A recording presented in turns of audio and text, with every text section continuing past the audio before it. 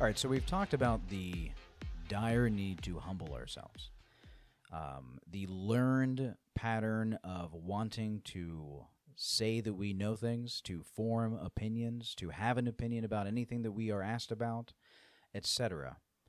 When in reality, the greatest wisdom is truly realizing that we know nothing. And the greatest place of power is not in feigning some amount of knowledge or some specific knowledge that we're asked about, but in being true to ourselves and true to reality and being able to admit that we don't know and have it not affect us in any way, shape, or form. It's not a big deal, right? It's, because what comes up is this ego, this need to protect ourselves from other people possibly perceiving that we don't know something, which is just insane. Of course we don't know things. We don't know most of everything. That gets into the analogy that I use so often, which is water versus ice. And I always have Bruce Lee's voice in my head. Be water, my friend. And he's talking about, water forming to anything that it is around and being able to adjust to anything that comes your way. It's a wonderful and fantastic lesson.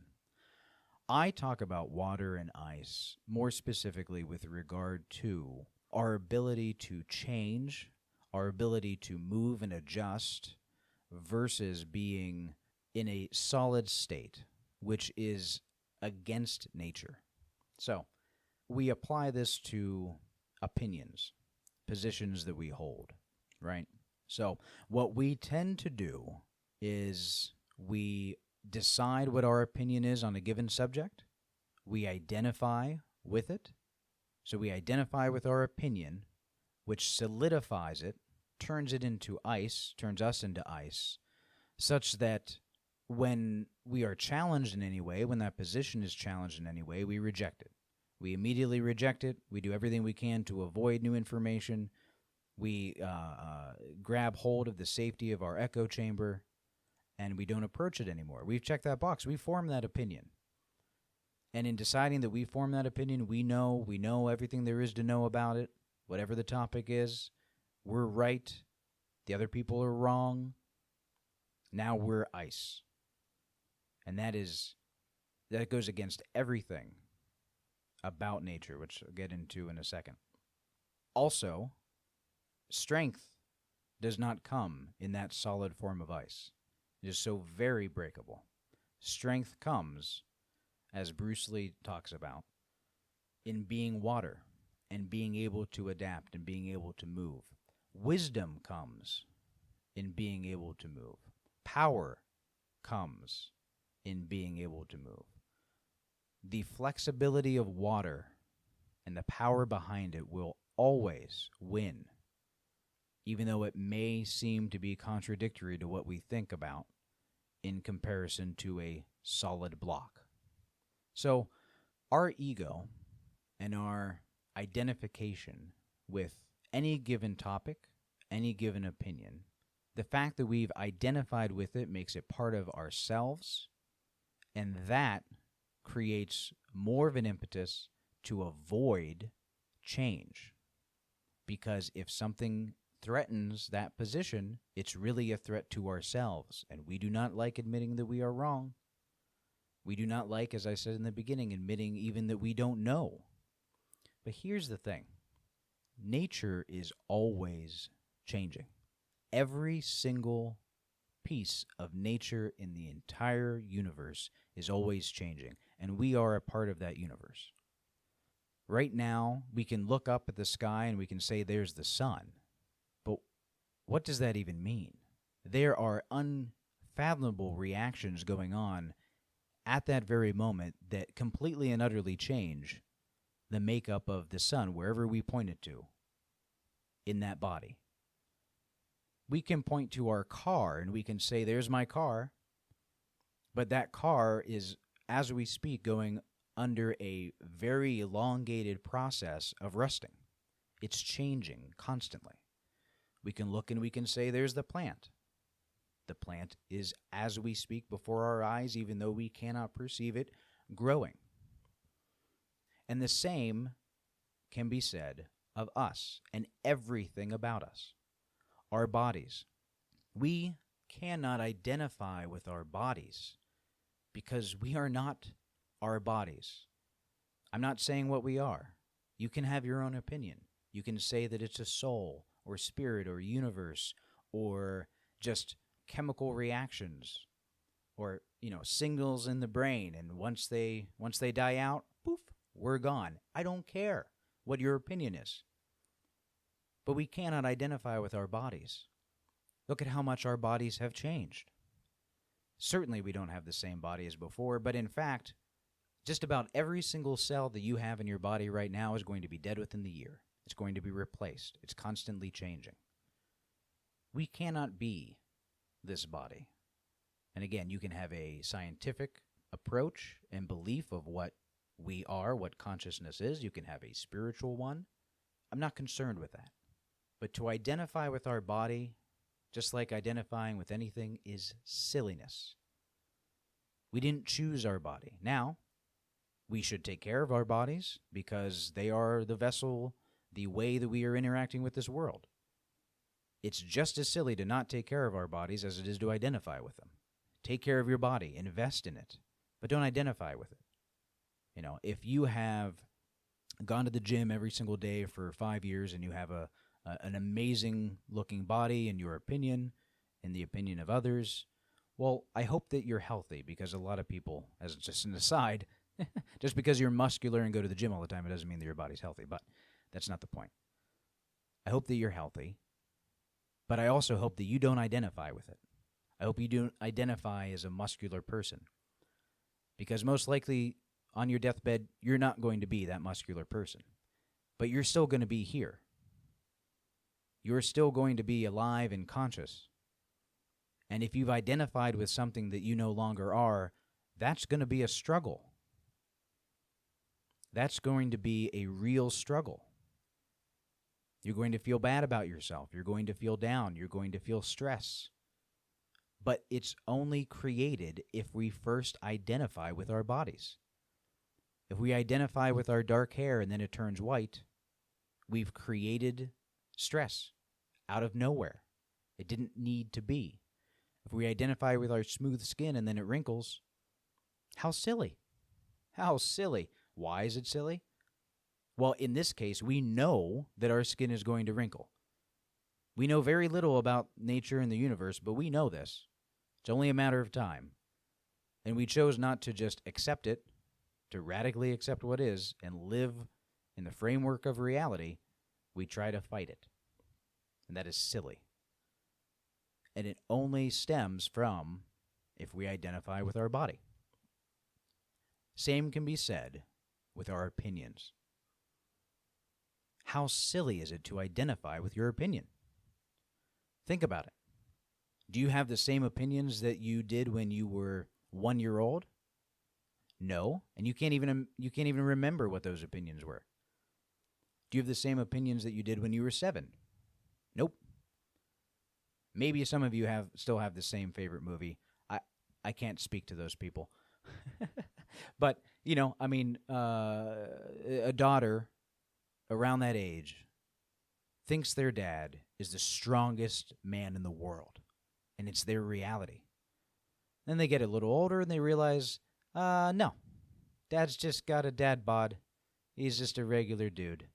Nothing really special here. But that was your reality. That was your very, very strong opinion. And of course, there's hundreds of these, thousands of these examples.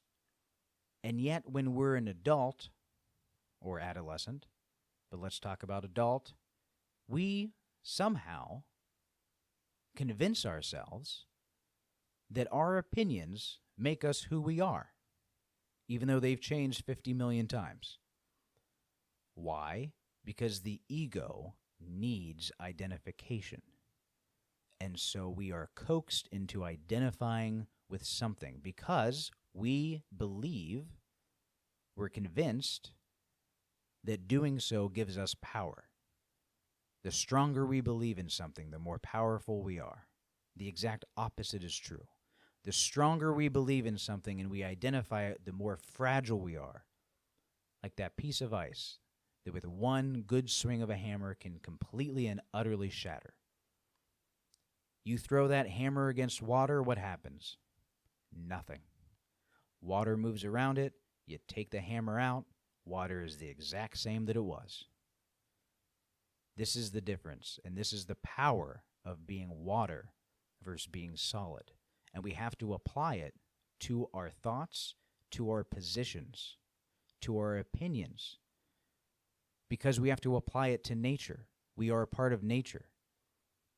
And we have to look back and we realize we are always changing, just as everything in the universe is always constantly changing. There is no difference. Opinions that we held when we were adolescents, very, very strongly, are not the same that we hold now. And that's wonderful. That's good. Again, there is nothing better in the world of opinions than realizing that you're wrong, because you're not going to be wrong about that again. It's the best news that there is. And yet, we fight it tooth and nail to deny that evolution, to deny that growth, that progress. We are absolutely our own worst enemy when we are operating from the ego that operates through identity. So we identify with our body, we create the scenarios of stress later in life. Or now, of course, most people are in one way or another unhappy with their bodies. We identify with our opinions. We solidify. We make ourselves ice. We doom ourselves to not take in new information correctly, to avoid challenges, which just means that we avoid growth and progress in our thought process, in our opinions, in our knowledge, in our wisdom. And this is all by choice. However, because of our training, it seems to us to be unconscious. And that is where, again, as I always say, we need to stop and we need to create space so that we can stop the train and we can reroute the pathways. We have been trained as children, as adolescents, in media, in almost every aspect of our lives, to have a strong opinion about something. And you know what? There's a differentiation here. It's okay to have a strong opinion about something, but it is not okay to couple that with a rejection of looking into that opinion. So you can have a very solid, strong opinion about a position, but as long as you're coming from a humble place that says, okay, I formed this position because of all of the information that I've gathered throughout my life, the experiences and the information and the research, etc., and so here I am. But everything could change in the next second. That is a place of strength. It's the exact opposite of what we think of strength. We think of finding the position, and the stronger that we're solidified in it, the stronger we are. But again, we either continue, if we find new information, to deny it and live in a state of psychosis separate from reality, which just adds more and more stress the longer it goes on, and we shatter, or we are water. And even if we do have a strong opinion, we humbly say to ourselves, even before it happens, yes, this is my opinion, but in the next second, if I am challenged with new information, if I find new information, wonderful news, and everything could change, because that is the way of everything. It is the way of nature. It is the way of us in our lives. And to be against that creates undue stress, just incredible amounts of stress. So, be water, my friends. It's so important. And it is a place of power, which is something that I always talk about, because there is such a false perception about what is powerful and what is not. And in reality, humbleness and knowing that you know nothing and not being so strong of opinion, or at least not having it solidified as an identity. And this goes with the groups that we belong to or the characteristics that we identify with, whatever it may be. Because again, those characteristics, if they're physical or even not, if it's a mental characteristic, that can change overnight. Your physical characteristics can change overnight. Your mental characteristics can change overnight in the blink of an eye. And if that happens and we've identified with them, it can break us. That is the position of ice, of fragility. The position of strength is water. Be water, my friends.